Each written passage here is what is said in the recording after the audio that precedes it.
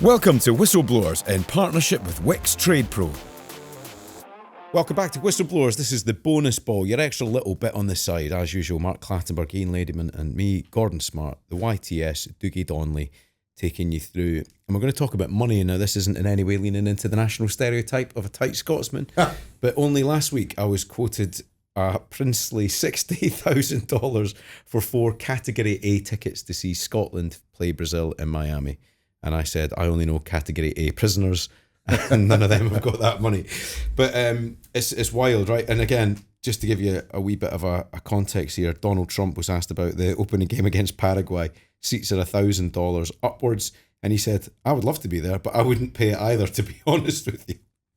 A ringing endorsement from Donald Trump. So, I mean, the conversation here really is about the cost of football. So all European finals this year were pay-per-view telly.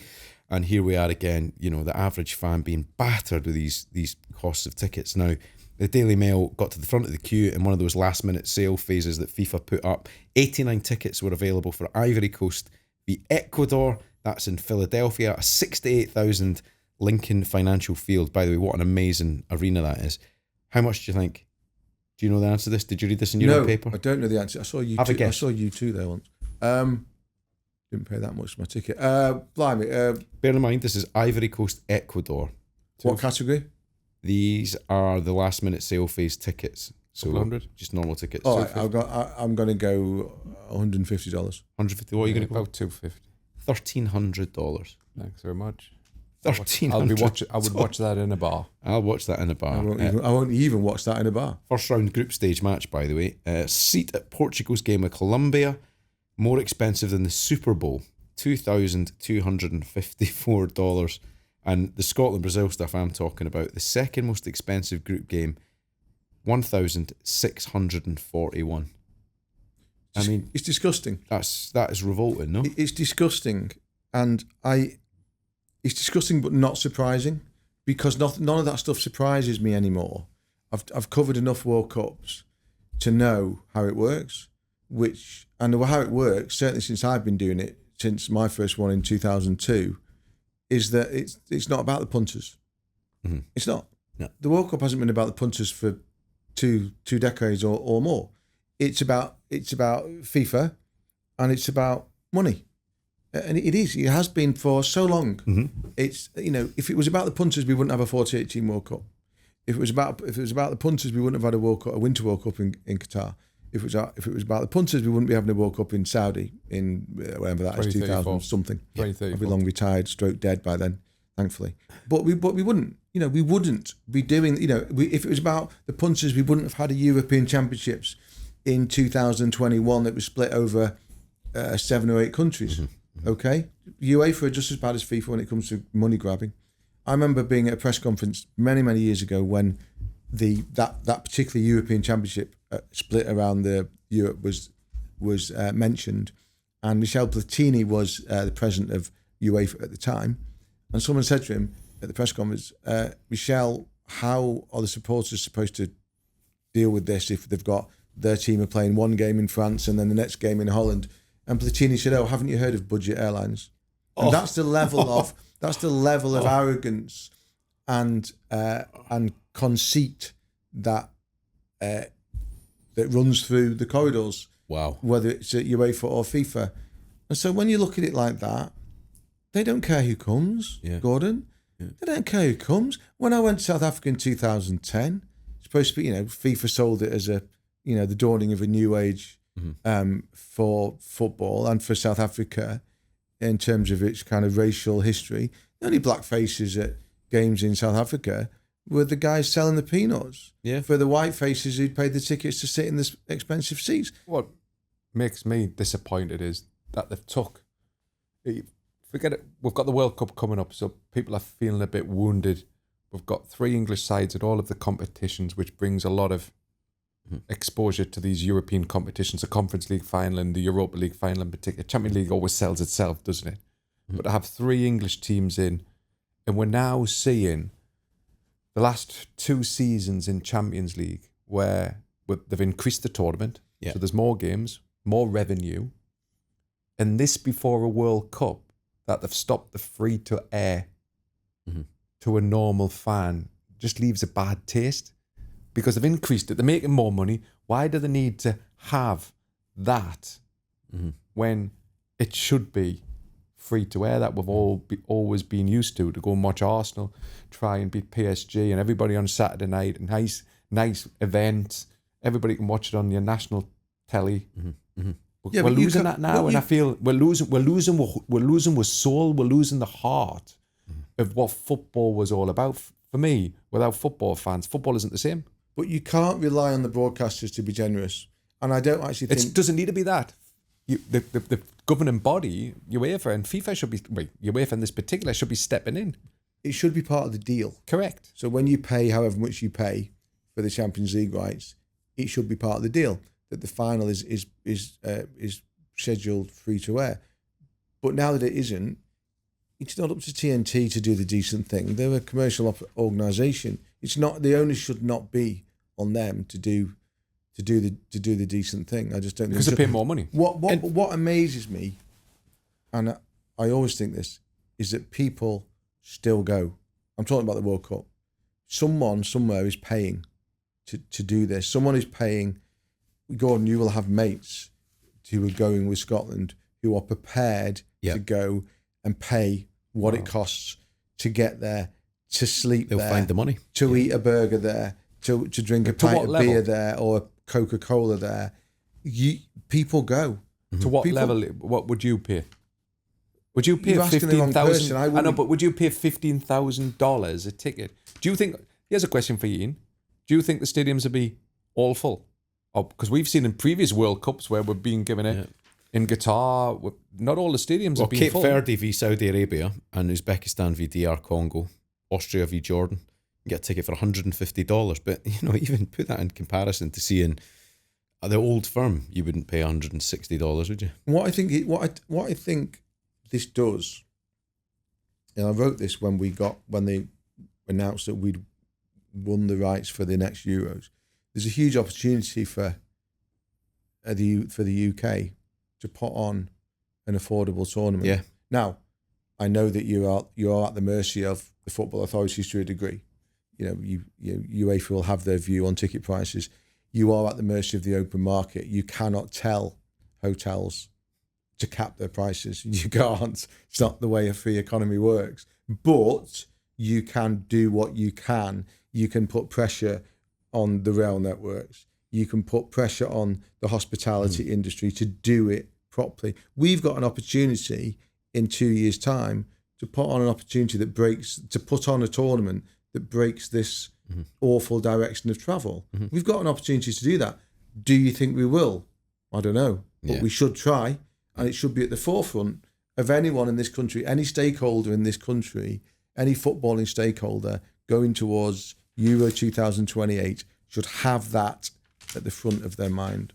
But it also, I suppose European Championships are different on there because it's more accessible to the football fan around Europe, isn't it? They can travel by car and it's a cheaper option, I think. Yeah, but if you try to book a hotel in London, Mark, when there's a football match on. But the World Cup is really expensive just to get there. Yeah. Not even just, I've got a flight out through working for Fox, and I've seen the ticket price, and I was like, how much? I know. For a return flight to LA. Me too. Yeah. And I was shocked at the price. Yeah, but you're business. But can't see. No, he's in the cockpit. I'm in cattle class. But I'm with the captain. But what I'm saying is it's very expensive to get there. Yeah. It's also, as we've all experienced before on holidays, it's an expensive country. New York's more expensive than it's ever been. Yeah. Compared to being in Europe. I just think we've had the last two World Cups have been really difficult for the average football fan to go to. Qatar was expensive. And now we've got America's expensive. The next one's in Spain, Portugal, and Morocco. That's when it's going to be judged. Here's some detail. I can give you some stats here. By the way, Infantino said 25% of group stage games will be priced at $300 or less, and said that you could get any college or top-tier American sports league ticket for the same price, which is a lie. It's patently untrue. The cheapest tickets for an MLB game, $20. MLS ticket average, $45 to $50. It's just not true. But you wouldn't believe a fucking word any of these people said. But you wouldn't, would you? But if you've been to the Knicks game, haven't you? The basketball. Yes, the New I York have. Knicks. Yeah, so if you ever go to the Knicks game, right? And they're in the playoff. I've always bought up because we can't get them. We're not season tickets. So you end up buying from a reputable site, which they're allowed to do the exchange. I think the last time I went to the Knicks game, I paid, I think it was around $480, so $960 plus a bit of tax and whatever, and it was over $1,000. You know, when I got the ticket, it was only $100 odd the ticket, because it's part of their markup is part of their season ticket that they're giving away. But the ticket itself, for the £100. Was £100. What is interesting in America at the moment is that the hotel prices are coming down. Yeah. We always play this game when we have a World Cup, and we've got to book our hotels, and Nicole, our fabulous department PA, always gets on high alert to sort everything out and get there. And I always say to her, foot on the ball, Nicole, foot on. This is like in December when the draw's made. Foot on the ball. Yeah. Those prices, they will come down.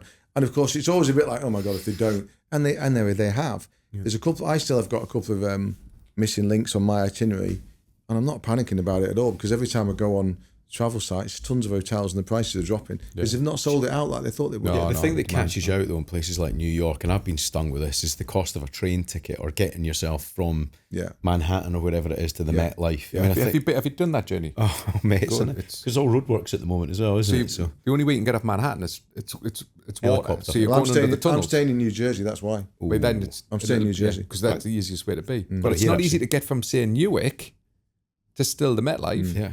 Because it's out the way, and the price of this train from Penn Station, is $150, isn't it? $105 from the MetLife Stadium train ticket. Yeah, So 10 times the $100. 10 times the usual fare, by the way. Yeah, that's what I mean. That's markup. Yeah. So you can only use that train station, Penn Station, if you've got a World Cup ticket. Yeah. If you've got no ticket, you cannot travel from Penn Station that day. It's interesting because, again, there's this notion that people are organised. I'm not good at this stuff, right? And a mate of mine said, by the way, how are you going to get to the Scotland game in Boston? Oh, I know. And I was like, I'll just sort it when I'm there. And he's like, no, you need to get organised. So I've got a seat in a bus now. But I didn't realise the Gillette bus. It's 35 miles away. The Gillette Stadium. How many? 35 Boston miles. to the Gillette Stadium is $80. The bus is $95. So the train $80, bus $95. I've got a seat in a bus. But the thing that really got me, right, to park, if you're going to hire a car, which might be a sensible option at those prices, parking's $225 at the mall nearby because it's dynamic pricing, isn't it? Right, before we dive back into the football, we're in partnership with Wix Trade Pro. Tradespeople, you want to listen to this bit.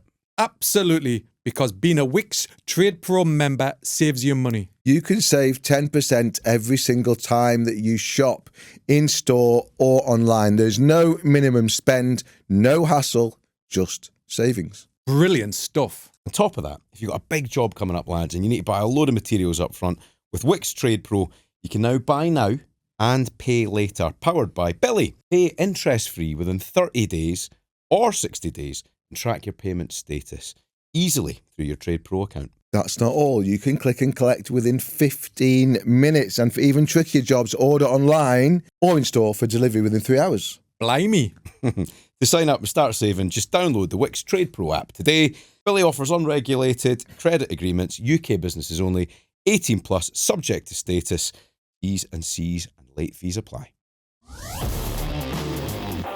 I'd like to know what going back to my point about the next Euros, I'd like to know what level of influence government, either national government or local government, can have on something like that. That's why the Olympics in 2012 was epic. You know, everything clicked with public transport. I think they had it sussed, with the fast lanes to get in and all the rest of it. Yeah. With official vehicles. It felt like London was and worked. But it was the tickets were accessible for everyone. You might not have got the event they want, but it was accessible. And the difference was because London wanted to use 2012 as an opportunity to showcase its best side to the world. This is not what World Cup host cities is about. It's about making as much money. And it is about but if you've got state law. Yeah, it's state law. It's local state authorities. Law, isn't it? It's local authorities trying to recoup money, isn't it, and make money from it.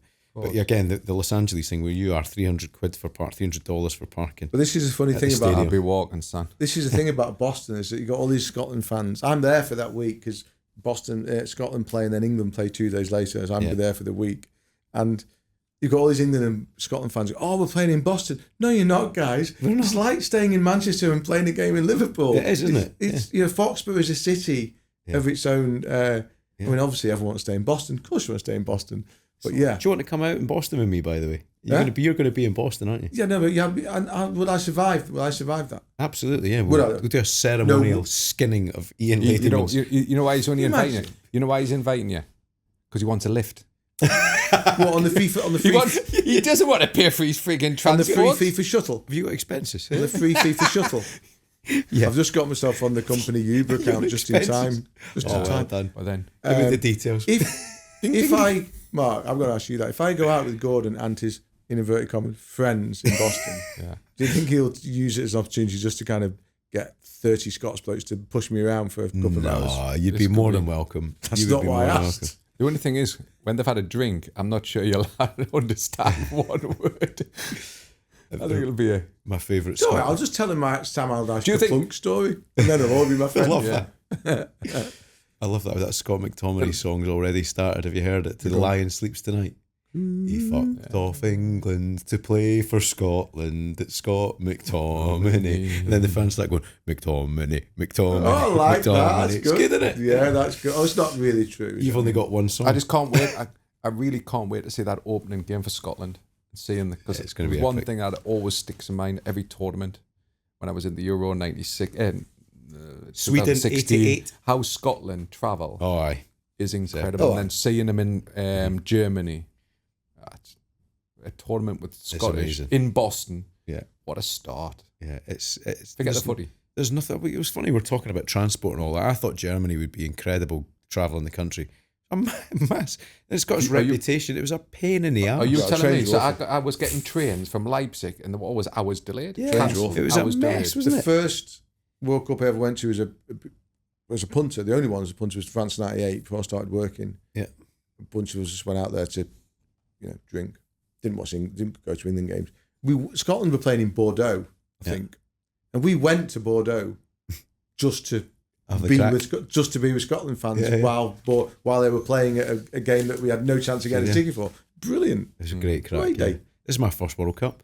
Huh? This is my first World Cup. It's coming home. We were going to go to Qatar, but for political reasons, we explained that we shouldn't go, which was the mistake because we missed the world's greatest World Cup final, didn't we? Yeah. Can't believe I turned that down. What a game! What was the offer? What work? We got off. I got through the podcast. Me and Compston got offered a deal to go and work with a couple of brands to do the podcast. What was the problem? Criminal record. Can you not say? I can't say. Right. Anyway, it's been a joy, gentlemen. An absolute joy. Thanks very much. The next time we do this, we'll be talking about the World Cup properly. Well, when this goes out next Tuesday, England will already be in. And so will Scotland. You keep forgetting about our lot. Where's Scotland's pre-camp? I think we're North Carolina, aren't we? I'm pretty sure it's North Carolina. Will you be out? Are they taking plenty of sun lotion with them? Those. I mean, it's a bit rich from coming We've from consulted Ian Ladyman's skincare regime. I need to buy myself a cap. Casper, friendly ghost. Definitely need to buy myself Factor 7,000. I will not be. I'm going on June the 8th, so I'll be here next week. I'm a day behind you then. June the 8th. I go on June the 10th. I'll be going. So find the best pubs and I'll see you in Boston.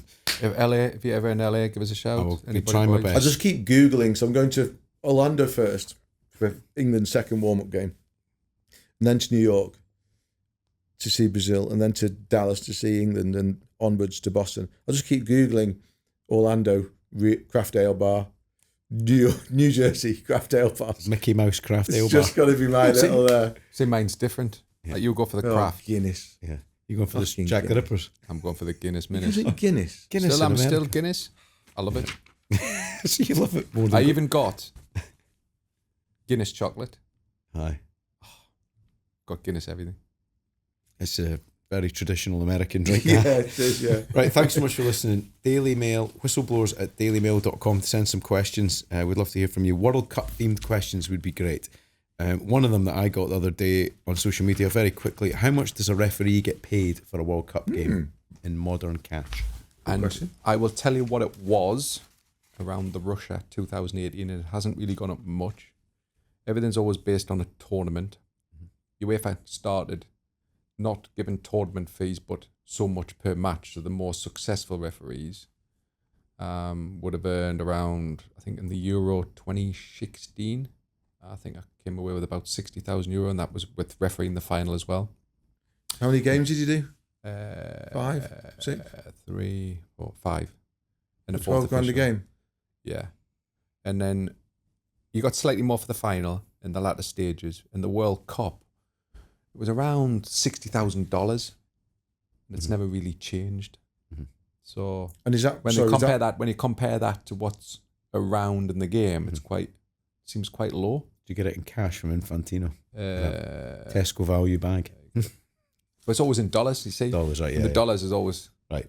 always. So do you get a flat? No, do you get a flat rate plus match bonuses, or is it, No, so you just get like, I think you get, I don't know if FIFA have gone down the route of, I think they've gone down the route of so much per match, but it works out if you get the final, you're looking somewhere between $60,000 and $70,000, and then you get so much a day for your daily allowances. For DMs. Yeah, Excellent. bit less than the daily meals. Bit we've less got than per the- diem for this tournament?